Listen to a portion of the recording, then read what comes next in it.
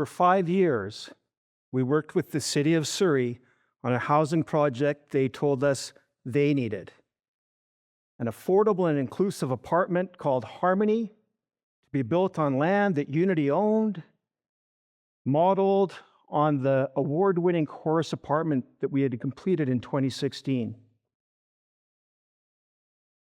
On the night of the public hearing, after city staff explained the desperate need for Harmony, dozens of people phoned in to support the project.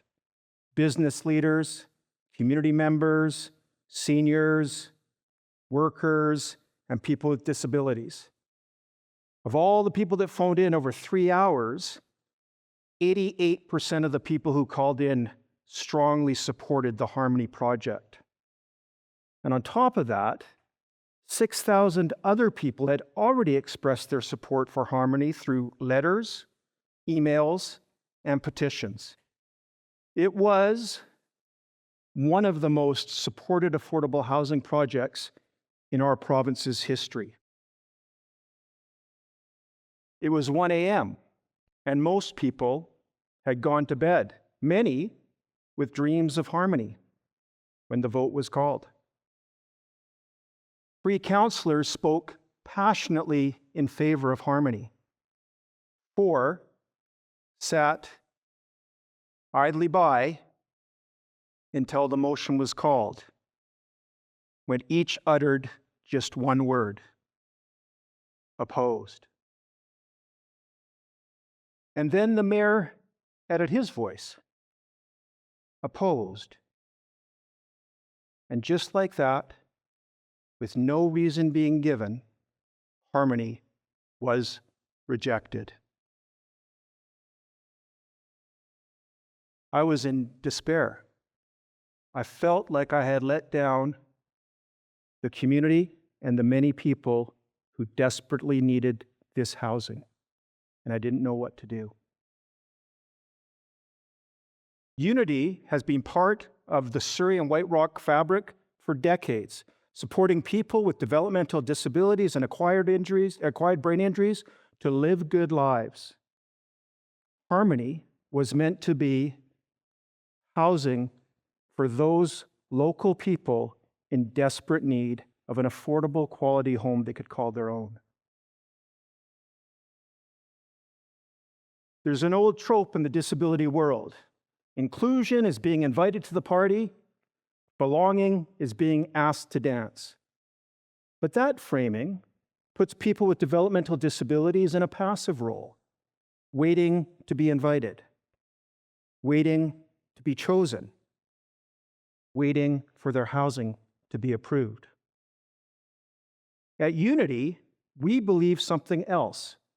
We believe that true inclusion involves agency, involves the ability to control one's own life and to shape the community. And when Harmony was rejected,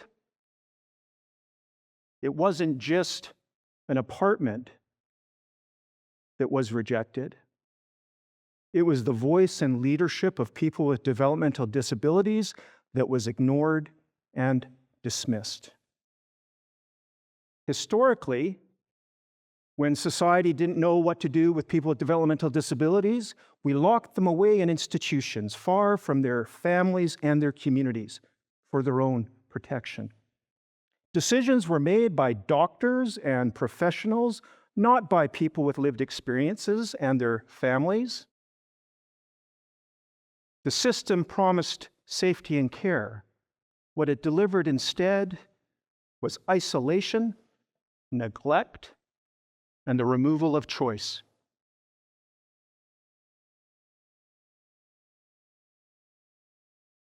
The Harmony decision revealed something uncomfortable to me. People with developmental disabilities were still considered outsiders by some. They were an inconvenience, a problem to be managed and hidden away. When my stepdaughter, Krista, was born, her mother expected care and support from her doctor. What she received instead was something very different.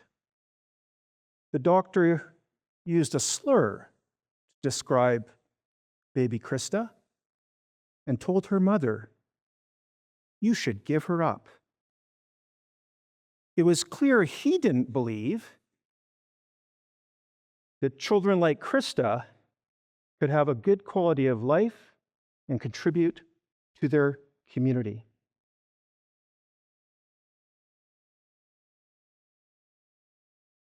A few years later, we registered Krista in her neighborhood school, the first child with a developmental disability to be enrolled. The school called a meeting. Hundreds of parents showed up. One stood in front of the microphone and declared, "Inclusion will never work. The children like Krista belong somewhere else, far away from his children." The Harmony decision echoed or showed me that for some people, those ideas hadn't changed. The promise that I made to Krista at that school meeting is the same promise that gave birth to UNITI decades ago. Families, mostly mothers, organized around kitchen tables, refusing to accept the decisions about their children would always be made by someone else.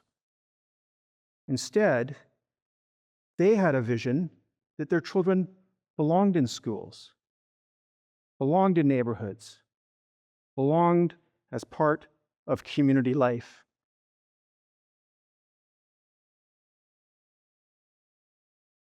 Today,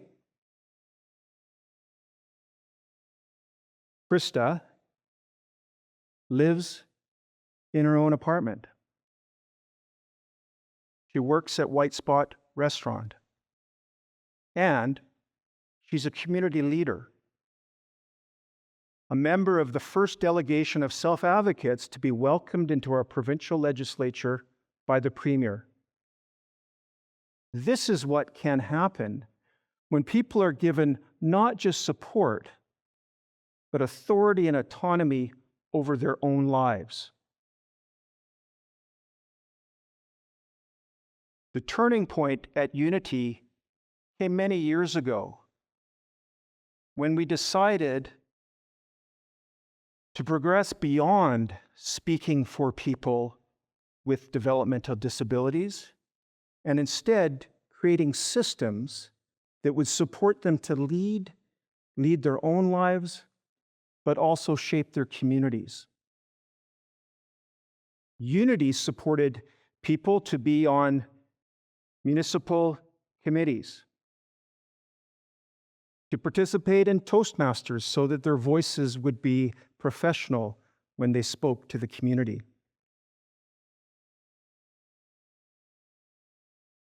And through this, self-advocates moved beyond receivers of help and became decision makers, conveners, and philanthropists. Self-advocates became leaders who fought for and funded beach wheelchairs, accessible playgrounds, and many other community projects. And through their good work, they challenged the outdated paradigm that people with developmental disabilities exist only to receive charity from their communities. They demonstrated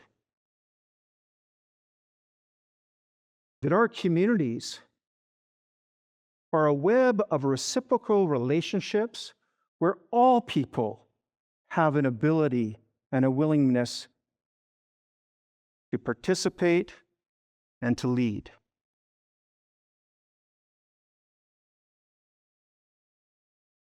When Harmony was rejected, there was shock, anger, and grief.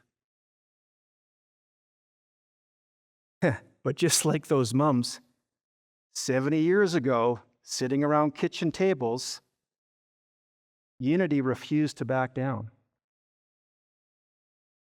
Shortly after the rejection, I stood in front of a room full of people whose hopes of living in harmony had been dashed, and I made them a promise. Harmony will be built. But I'm going to tell you a secret right now.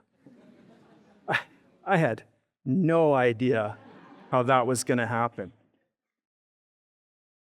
Well, that's not quite true. I did have one idea. This is my idea. I would wear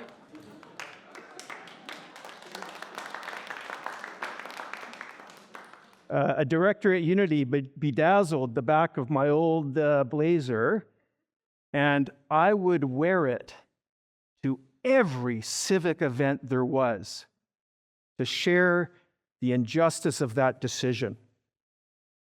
And I have to say that UNITI itself was dogged in their pursuit and the following of their values. But I also have to add that I don't think harmony would be happening were it not for what happened next. Self-advocates stepped forward, not as symbols, not as tokens invited to the party, but as leaders claiming their rightful voice and ready to fight for inclusion.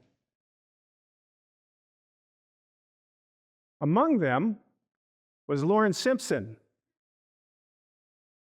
a housing advocate who lived 2 blocks away from the Harmony site and who has Down syndrome. Long before Harmony, Lauren had been working with the city of Surrey to make housing surveys accessible so hundreds of people with developmental disabilities could have their voice heard. She participated on planning panels and really showed up as a civic leader in the community. Her documentary about the Harmony rejection, called Lauren's Story, revealed what some decision makers had missed. People with developmental disabilities were not problems to be managed. They were leaders and contributors who make our community stronger.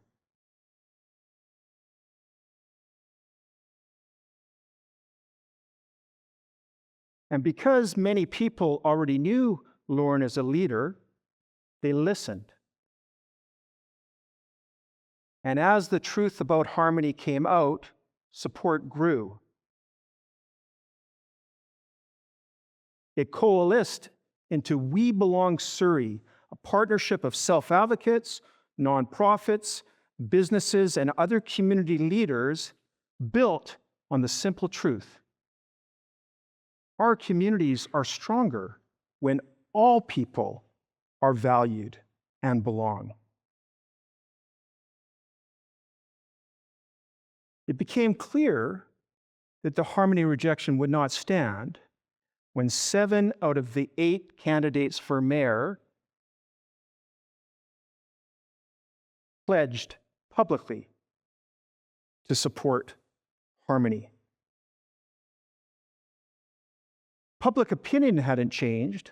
What had changed was whose leadership was being recognized and followed. Shortly after, a new council took office. And one of their first actions was to bring Harmony back to final reading and approve it unanimously with no debate needed. Harmony will be completed this December.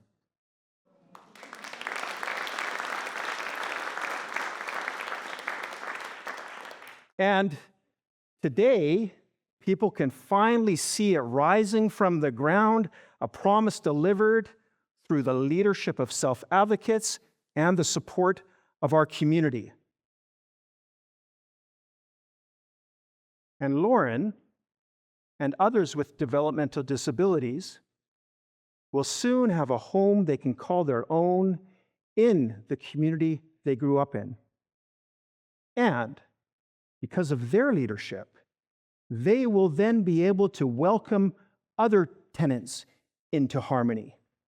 Seniors, young families, frontline workers, a tapestry of people that will make our community stronger and more resilient. And on top of that, the Harmony campaign prompted the City of Surrey to create policy that will support more affordable housing projects to be built in the city for the benefit of all. So this story is about more than just one building. It's about who we recognize as leaders and who we support to shape the communities we share. Inclusion doesn't happen from the top down. It happens when we listen to and follow people with lived experience. When people with developmental disabilities lead their own lives and shape their communities, we don't just build housing, we build harmony.